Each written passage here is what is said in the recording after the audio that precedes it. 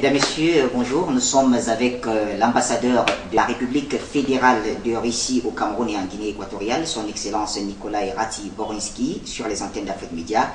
Excellence, bonjour. Merci de nous recevoir dans vos locaux. Bonjour, Moukanet. Vous êtes bienvenue, vraiment. Merci. Alors, Excellence, nous parlons avec vous de l'Afrique puisque vous représentez votre pays et en Afrique centrale, notamment au Cameroun et en Guinée équatoriale. Et aujourd'hui, l'actualité africaine est marquée par les attaques terroristes. Et le pays, votre pays d'accueil, qui est le Cameroun, est aussi concerné par ces nombreuses attaques, notamment de la secte islamiste Boko Haram. Alors, nous voulons savoir quelle est la position de la Russie face à la lutte contre le terrorisme et précisément face à Boko Haram. Bon, en ce qui concerne la performance des forces terroristes dans la dimension globale, je pourrais dire, nous considérons que c'est un phénomène un composant très dangereux dans la vie internationale qui peut toucher n'importe quel pays, n'importe quel peuple. La force terrorisme global, malgré qu'il se masque sous les drapeaux ou religieux ou politiques ou ethniques de temps en temps, à vrai dire, et ça c'est clair, est beaucoup mergé avec des autres forces criminelles globales comme le narcotrafic, comme le commerce illégal des armements et des autres forces criminelles. D'ici, nous considérons bien sûr que la communauté internationale doit se mobiliser pour éradiquer cette force, pour vraiment combattre ensemble contre le terrorisme. Nous comprenons parfaitement que le progrès technologique, l'apparition de cette net globale d'information numérique, Internet, etc., est parfaitement exploité par des terroristes pour se rassembler et coordonner leur potentiel, coordonner leurs actions, leurs efforts. Les réseaux sociaux et... Oui. Et d'ici, s'il y a quelques 15-20 ans auparavant, c'était les groupements séparés et divisés qui peuvent former dans telle ou autre région. Aujourd'hui, de plus en plus, ça devient une force qui a succédé de construire les mécanismes de coordination en dimension globale. La Russie a accumulé, dommage, mais a accumulé certaines expériences, surtout rassembler ces guerres au Caucase, soi-disant guerre de Tchétchène. Mais même à l'époque, quand il y avait cette guerre sanglante, nous voyons que de la côté des séparatistes ou radicaux, soi-disant tchétchènes, il y avait nombre de peuples qui ont pénétré des autres pays. C'est-à-dire qu'il y avait de nombreux étrangers au sein de... Absolument. Et qui étaient directement liés avec le commandement, je pourrais dire, à l'époque d'Al-Qaïda de Ben Laden. D'ici, nous comprenons que je dis que quand vous êtes en confrontation avec le terrorisme, ce n'est pas le phénomène national ou régional, ça c'est la force tout d'abord globale. C'est international.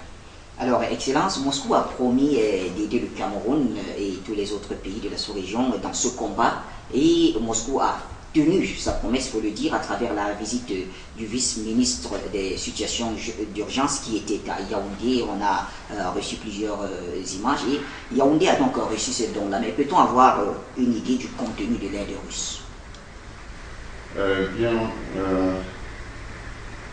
La Russie, comme le membre permanent du Conseil de sécurité, considère que c'est sa responsabilité de suivre l'évolution des situations ou les événements et réagir appropriément. Au sein du Conseil de sécurité, ensemble avec les autres partenaires au Conseil de sécurité, mais aussi en qualité d'une puissance individuelle. Nous avons pris note qu'avec d'abord les événements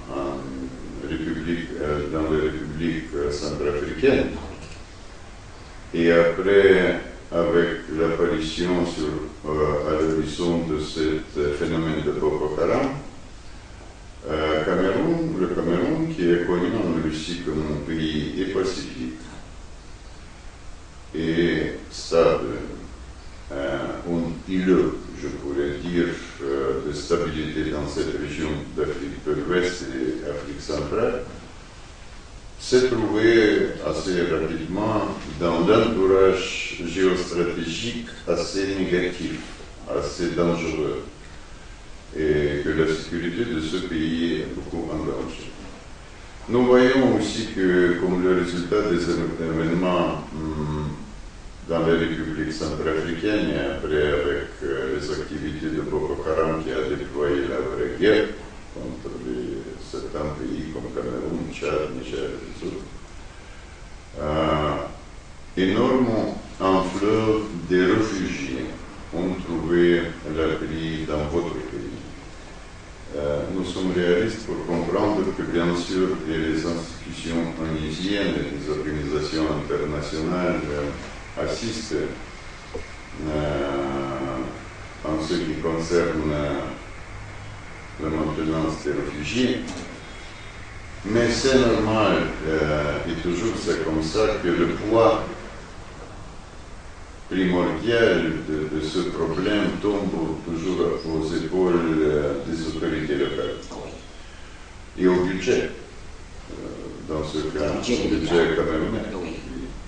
Ce qui peut secouer les programmes de développement durable, la réalisation des projets socio-économiques dans notre pays. D'ici cette solidarité et le désir d'assister. Votre gouvernement a directement appelé Moscou pour appuyer. Et en réponse, le gouvernement russe a délivré 2 paquets d'assistance humanitaire.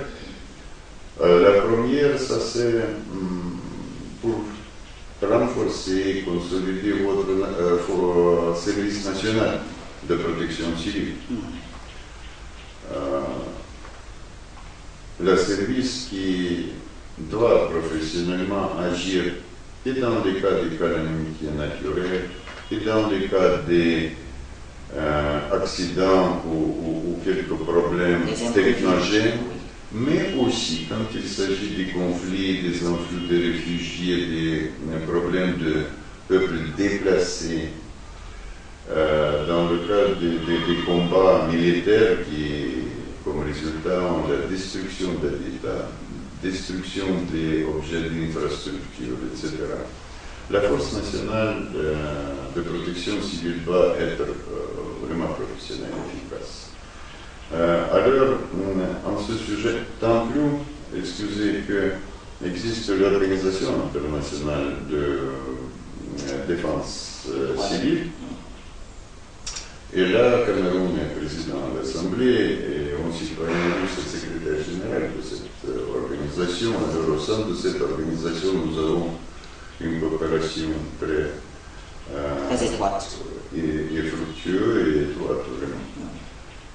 Alors, en cadre de cette assistance, mon gouvernement, comme le don, a délivré les machines pour les pompiers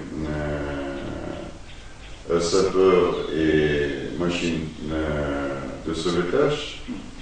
Ce sont machines tout neuves, mini-bus tout-terrain, quadricycle équipé par l'équipement de sauvetage, les tentes, les générateurs électriques, les purificateurs de l'eau et autres équipements, et ainsi qu'à équiper le centre de formation des spécialistes, formation professionnelle et pour les pompiers sapeurs et pour les chauffeurs et autres opérateurs de la technique de sauvetage. Pour l'usage de ce matériel. Oui, non, ça c'est pour la formation long terme des spécialistes. Ça, c'est le centre équipé et par l'équipement interactif qui, à travers satellite, peut appliquer l'éducation en distance.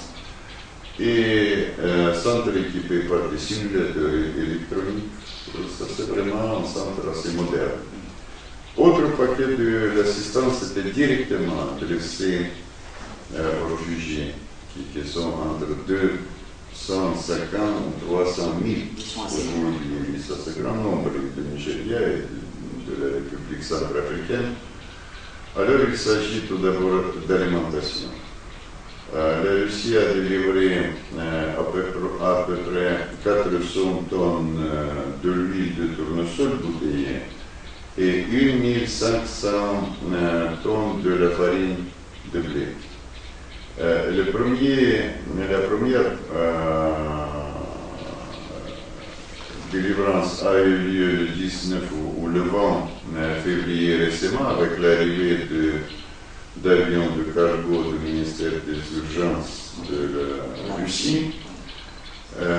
Et le reste arrive avec le bateau dans 2 semaines ou 3 semaines à travers Douala. Alors, Excellence, on a pu quand même remarquer que la Russie a mis un grand accent sur l'humanitaire. Qu'en est-il de l'armement? Bon, comme votre chef d'État a clairement annoncé, le Cameroun a été entraîné dans la vraie guerre quand il s'agit de Boko Haram. Et compte tenu aussi en plan plus large la dégradation de la situation sécuritaire à l'entourage du Cameroun, ça c'est bien compris le désir et les inquiétudes du gouvernement, de votre chef d'État concernant l'état des forces armées du Cameroun, des services spéciaux, etc., leur équipement, leur entraînement. Le Cameroun possède une bonne armée et bon service spécial s'il s'agit d'un pays pacifique, en paix, en sécurité, etc. Dans une situation de crise, les efforts additionnels sont nécessaires. Nous avons reçu le rapprochement des signaux de Yaoundé qui considèrent que la Russie pourrait être un partenaire de votre pays en ce qui concerne le développement et modernisation des forces armées du Cameroun. Et en réponse à ma connaissance, mon gouvernement a manifesté que la Russie est disposée d'être partenaire pour le Cameroun. Comme je comprends, il s'agit de délivrance de certains systèmes d'armement sophistiqués, modernes. Il s'agit aussi de l'entraînement des spécialistes militaires, comme des techniciens et opérateurs qui doivent être capables d'administrer ou opérer avec ces nouveaux systèmes d'armement, y compris des spécialistes, des officiers d'un spectre professionnel universel, large, mais qui peuvent être capables de conduire la guerre moderne, avec la spécificité que l'ennemi, ce sont des forces terroristes, pas conventionnelles, spécifiques. C'est ce que vous avez mentionné, c'est encore l'objet des pourparlers, des discussions entre les deux gouvernements. Vous connaissez qu'à Moscou, le Cameroun possède son attaché militaire qui est en contact quotidien. Nous maintenons le dialogue et discutons ces problèmes au niveau gouvernemental. Et quant à moi, particulièrement, ce thème de coopération dans ce domaine a été touché au cours de ma dernière rencontre avec votre chef d'État En voie de janvier. Merci. Alors, Excellence, une autre question, et c'est vrai qu'elle peut être un peu provocatrice. On nous a appris qu'en relation internationale, il n'y a pas de philanthropie, d'où la question de savoir qu'est-ce que la Russie attend en échange après, n'est-ce pas, toute cette action. Bon. Qu'est-ce que la Russie attend en échange? Et qu'est-ce que le Cameroun peut offrir à Moscou en échange? Justement, la question, elle va le faire. Non. À vrai dire, bon, vous dites qu'il n'y a pas de philanthropie, et ça c'est vrai. Vous connaissez qu'on peut assister en offrant à ceux-ci à former un poisson, ou on peut éduquer ou entraîner sur un famille comment pêcher le poisson. Et c'est correct. Et c'est correct, c'est mieux de partager la connaissance comment pêcher. Mais il y a des cas en plan et de solidarité, etc. Il faut juste donner la nourriture, juste donner le poisson. Sans attendre quoi que ce soit. Oui, alors en ce qui concerne cette assistance humanitaire que nous avons mentionnée, je répète, c'est l'assistance, et le mot-clé, ça c'est humanitaire. Sa manifestation de sympathie et de solidarité et compréhension en Russie des difficultés, des problèmes qui ont apparu brusquement à l'horizon pour tel pays que le vôtre, pour le Cameroun. S'il s'agit d'un partenariat plus large, oui, ça voilà, c'est le partenariat. Nous sommes capables de délivrer quelques équipements, quelque chose, quelques connaissances, entraînements, ce qui nécessite Cameroun. Et en échange, bon, on va voir, nous développons les liens économiques, les sociétés russes arrivent ici pour réaliser certains projets économiques, etc. On peut voir comment balancer les intérêts des deux partenaires, c'est-à-dire agir sur la base de profits mutuels. Gagnant-gagnant. Gagnant-gagnant. Alors, Excellence, on va essayer un peu d'élargir notre entretien en parlant cette fois-ci de la Russie sur le plan international. Que pensez-vous des sanctions qui sont, n'est-ce pas, évoquées à chaque fois par Washington et ses alliés contre la Russie, notamment en ce qui concerne la crise ukrainienne? Ah oui. Vous connaissez l'utilisation de tels mécanismes, à vrai dire, du point de vue de loi internationale et légaux, c'est-à-dire les sanctions unilatérales appropriées par le Conseil de sécurité ni des autres institutions universelles. L'utilisation de ces mécanismes de sanctions contre la Russie juste manifeste montre que la crise est orchestrée et manipulée et instrumentalisée et par les États-Unis et par l'Europe occidentale, de tout d'abord a été visée contre la Russie.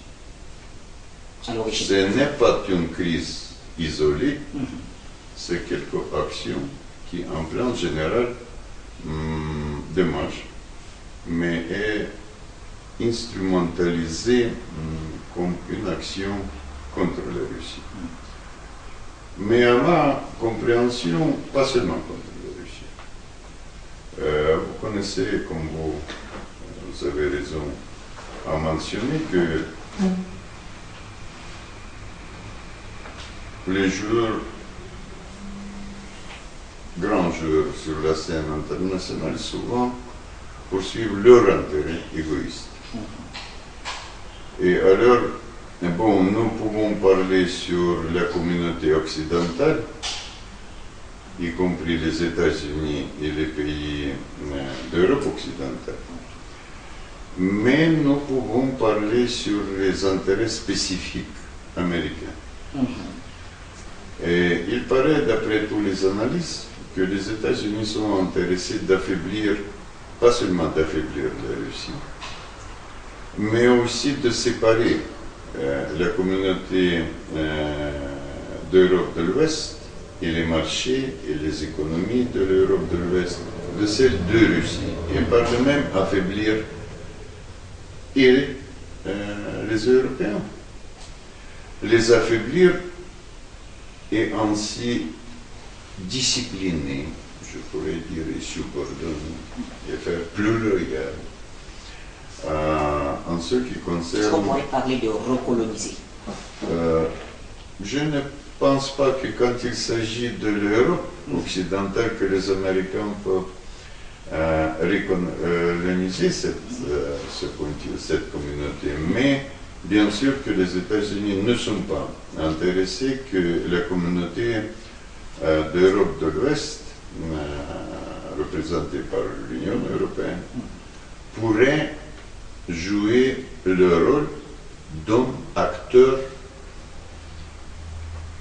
indépendant et souverain sur la scène globale. Ils ne sont pas intéressés. En général, toutes les contradictions et tous les affroidissements et tensions que nous observons dans la vie quotidienne aujourd'hui sur la scène globale, comme les sources ont les différents concepts, les différentes visions de développement de la communauté globale. C'est clair que pour Washington, il s'agit sur le schéma de monde unipolaire, avec les États-Unis comme le leader de ce monde. Bon, on peut dire qu'il s'agit de la construction d'une caserne globale avec un seul commandant à l'intérieur et les subordonnés. Pour la Russie, c'est inacceptable. Alors, mais nous avons vu déjà les résultats de telle stratégie. Ce qui passe au Proche-Orient aujourd'hui, ce qui a eu lieu au Balkan avec la Yougoslavie, ce qui passe aujourd'hui en Ukraine. Pour nous, ça c'est inacceptable. Nous voyons le développement naturel, objectif de la communauté internationale qui, après le démantèlement de ce système de monde bipolaire, des deux blocs globaux et confrontation idéologique, après le fini de la guerre froide, d'une manière naturelle et objective, la communauté internationale forme le monde multipolaire, avec les centres de force et d'influence compte tenu les croissants potentiels économiques et politiques de certains autres joueurs alternatifs sur la scène. Un de tels centres, à vrai dire, est considéré l'Union européenne, si l'Union européenne est indépendante. Outre la Chine, l'Inde, Amérique latine avec le Brésil, et nous ne connaissons pas encore quel sera ce visage de ce système multipolaire. Ça ne sera pas simple. Mais pourtant, c'est naturel et démocratique et plus libre que celle alternative du monde unipolaire. Et nous considérons que le système onusien et les lois internationales déjà établies d'après la Deuxième Guerre mondiale possèdent le potentiel de gouverner ce système du monde multipolaire. Bien sûr que l'Union nécessite en ce sens des réformes et des transformations, Bien sûr que la loi internationale doit être modernisée et développée en reflétant les nouvelles réalités, mais ça doit être la loi qui doit être respectée. Nous ne pouvons pas guider par la seule loi, la loi de la force. Ceux qui possèdent la force, c'est la source de loi. Ceux qui ne possèdent pas, ça c'est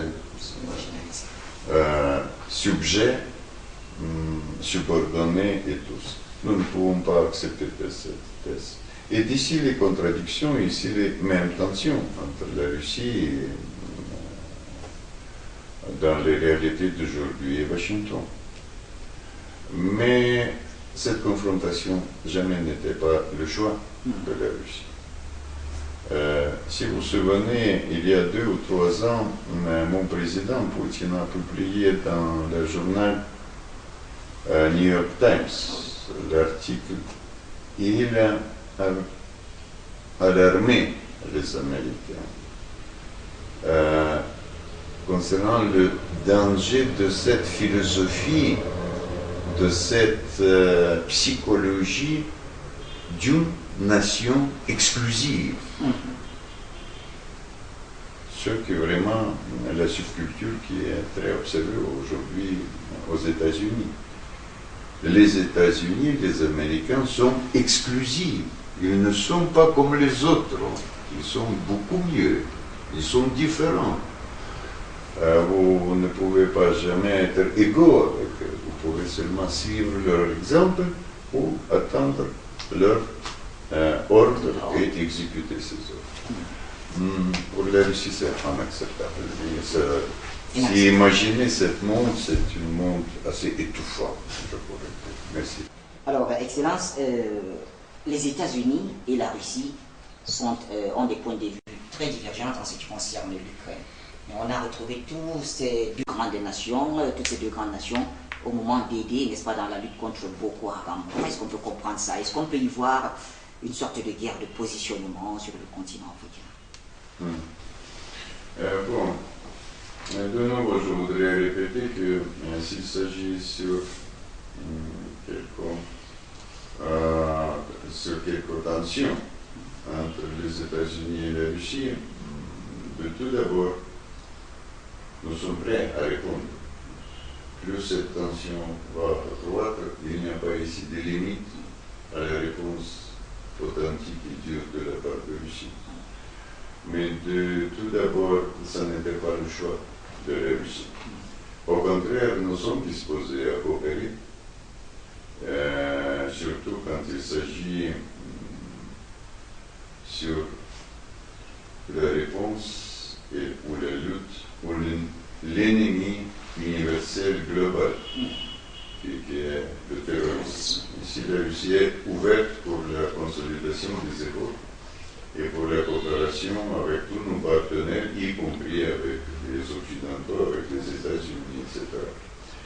Quand il s'agit de Boko Haram, je vais vous expliquer les raisons pourquoi nous réagissons, pourquoi nous offrons quelque assistance ou support au Cameroun. Les motifs des États-Unis, pour moi, ne sont pas connus, mais bon, malgré que nous sommes en confrontation aujourd'hui avec les États-Unis, mais il faut les respecter, c'est une puissance globale. Et je suppose qu'ils aussi voient tout le danger pour l'Afrique de l'Ouest, pour la communauté africaine, de ce phénomène, tel phénomène que Boko Haram. Autre aspect que ce que la Russie a fait pour le Cameroun et est disposé à faire, je connais et nous avons discuté. Ce que les États-Unis font pour le Cameroun, ça c'est pas à ma connaissance. Merci. Alors, Excellence, pendant la guerre au Mali et en République centrafricaine, on n'a pas trop ressenti la présence russe. En tout cas, à notre niveau, on ne l'a pas ressenti vraiment. Mais en ce qui concerne le Cameroun, c'est tout à fait l'inverse. Y a-t-il une raison à ça? Que la Russie n'a pas se manifesté au Mali, en Afrique centrale, Centrafrique. Écoutez, la Russie traditionnellement est très faible en ce qui concerne la propagande et d'avertissement, de publicité de ces efforts. Peut-être c'est ici au Cameroun, vous voyez quelques bougements de la part de Russie, et en ce qui concerne Mali ou Afrique centrale, c'est pas visible. Non, et envers la crise au Mali et envers ces événements en Afrique centrale, République centrafricaine, comme le cas de Boko Haram et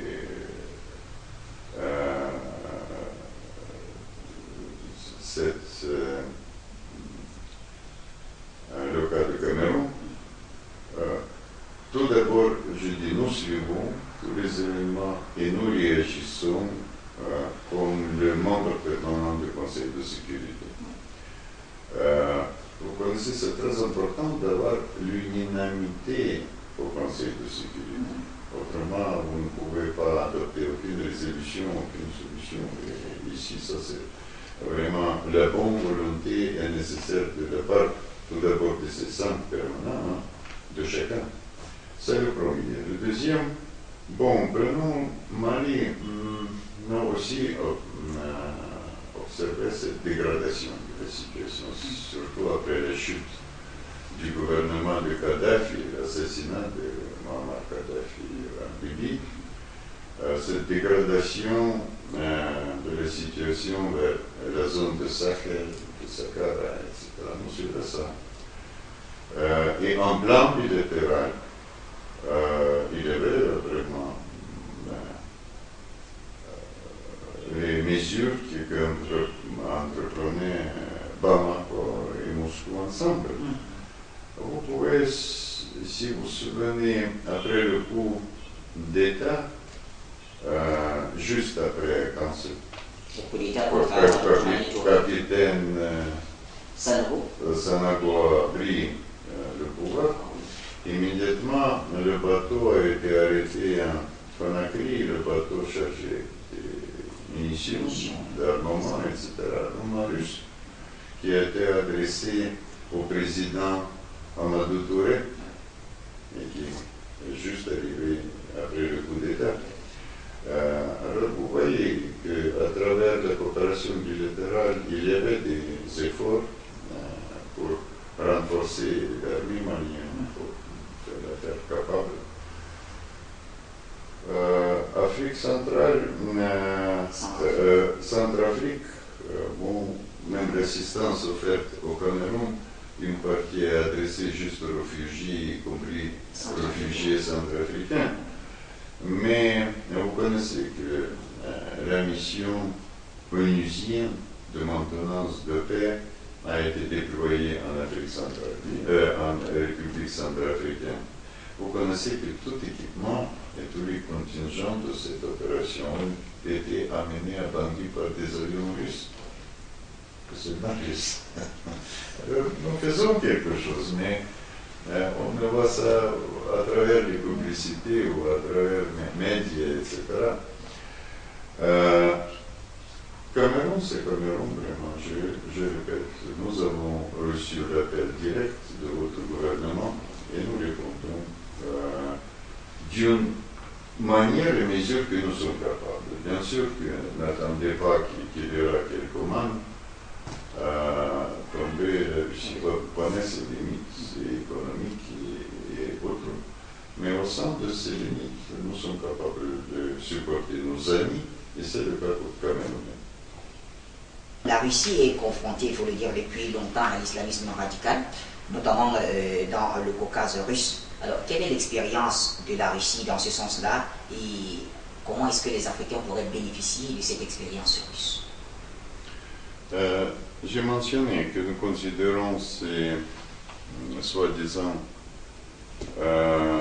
terroristes qui se masquent sous les drapeaux d'islam politique ou islamisme, comme à vrai dire, ou bon, des autres drapeaux, nous considérons tout d'abord comme des structures criminels agressifs. J'ai mentionné liés et avec narcotrafic et le trafic des armements, etc. Et c'est clair que les forces terroristes, leur organisation, leur structure cherchent les réseaux où les États sont affaiblis, sont en quelque trouble, etc. Pour eux, telle structure étatique et affaiblie peuvent servir comme les bases, les réseaux, et leur infrastructure peut être utilisée pour ce trafic global et des drogues et des armements, etc.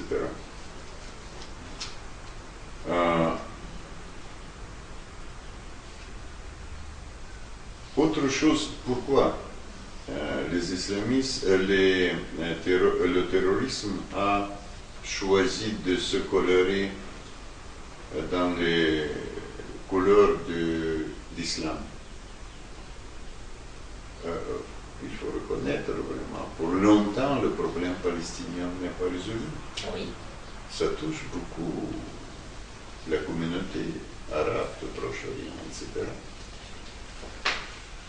Il faut reconnaître que, bon, une fois, ça c'était action soviétique, mais après suivi et récemment par la coalition occidentale, l'Afghanistan a été beaucoup victimisé.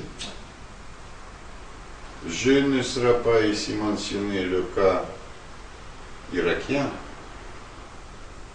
avec cette tube d'armement chimique démonstré au monde par M. Power, et après l'assassinat du président. Je ne vais pas mentionner les cas de Kadhafi et des autres. Et bien sûr que le terrorisme exploite ces motions des peuples, des grandes masses de communautés arabes, islamiques, etc., en son faveur. Autre problème, et ça c'est la tendance très dangereuse, que certains acteurs ou joueurs principaux sur la scène internationale cherchent la possibilité d'instrumentaliser le terrorisme en faveur de leur but géostratégique, etc.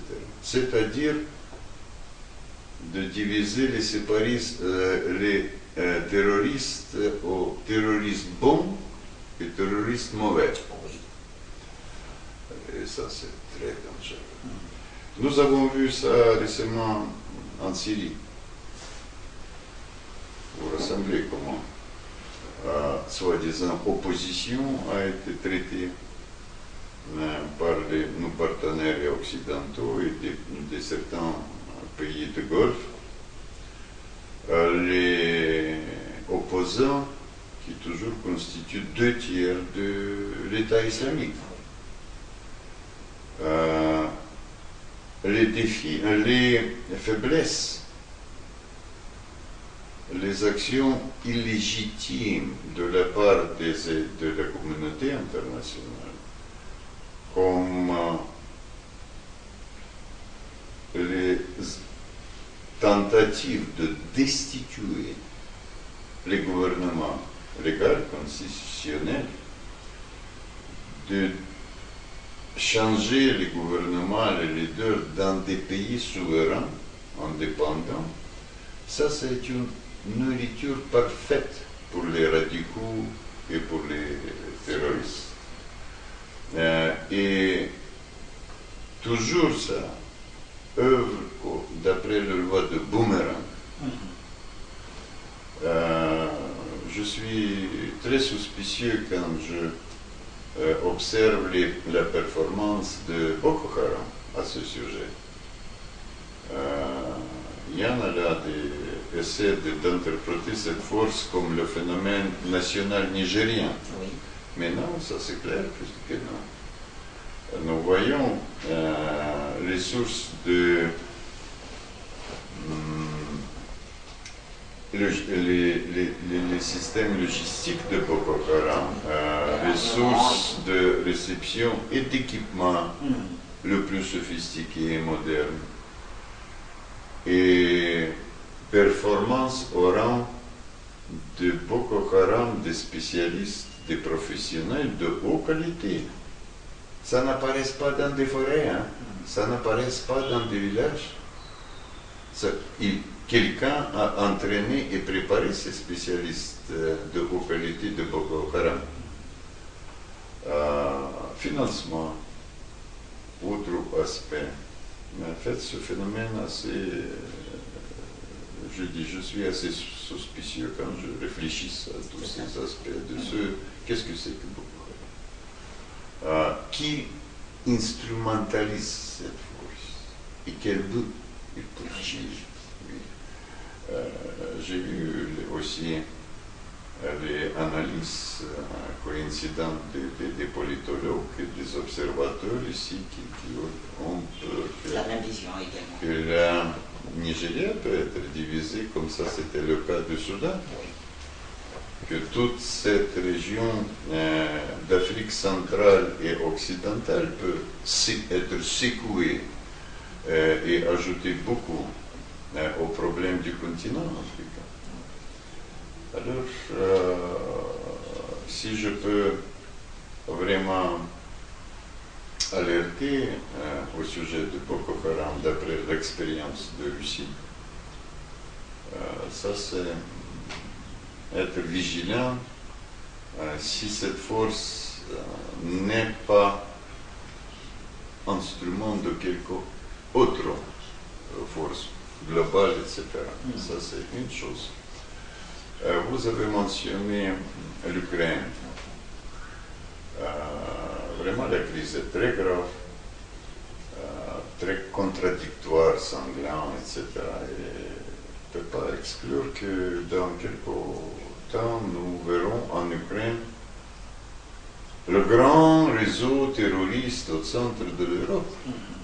Ça, c'est difficile à exclure, tel développement. Oui, vous avez mentionné que Poroshenko cherche aujourd'hui les marchés et les alliés au Proche-Orient dans des pays de Golfe. Plusieurs accords, notamment avec les Oui, vous avez remarqué qu'à Maïdan, etc., il y avait des caucasiens extrémistes. Les activistes islamistes tatars, ainsi que les djihadistes tchétchènes, oui. Vous avez raison. Qui avaient tous combattu en Syrie et ils ont été impliqués. C'est ce que je mentionne, que je dis que je n'exclus pas que l'Ukraine peut se transformer dans le réseau terroriste pour l'Europe tout d'abord, mais d'une importance globale. N'oubliez pas que c'est un pays qui possède la connaissance et des technologies de création de l'armement nucléaire. Merci. Alors, Excellence, un dernier mot peut-être à l'endroit des nombreux téléspectateurs d'Afrique Média, ces Africains qui, il faut le dire, soutiennent fermement les positions de la Russie sur le plan international. Je vraiment suis très reconnaissant et à vos téléspectateurs et les intellectuels camerounais desquels je reçois nombre de lettres avec expression de leur soutien à la politique de Russie. Je voudrais mentionner que la base de cette sympathie réciproque, comme je comprends d'après mon expérience d'ambassadeur, c'est que nous parlons la même langue, en sens de protection de loi internationale et des valeurs traditionnelles bien connues et naturelles pour l'humanité. Quand il s'agit de la résistance à certaines nouveautés ou les valeurs de dernière époque imposées par certaines sources, ici et la Russie protège les valeurs traditionnelles créé par des générations et générations et par des traditions de l'humanité.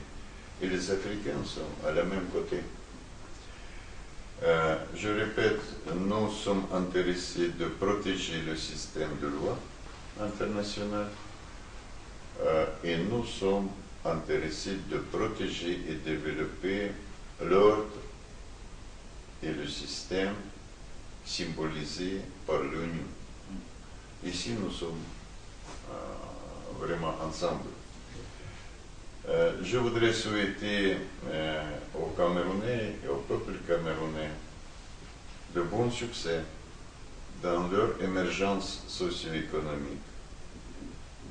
Je respecte beaucoup cette mobilisation des Camerounais en réponse à la menace de Boko Haram et des autres défis. Et je voudrais rassurer aux téléspectateurs que la Russie va accompagner Cameroun dans ces circonstances difficiles et est disposée d'être bon partenaire pour nous. Merci. Merci à vous également, monsieur Ramsay.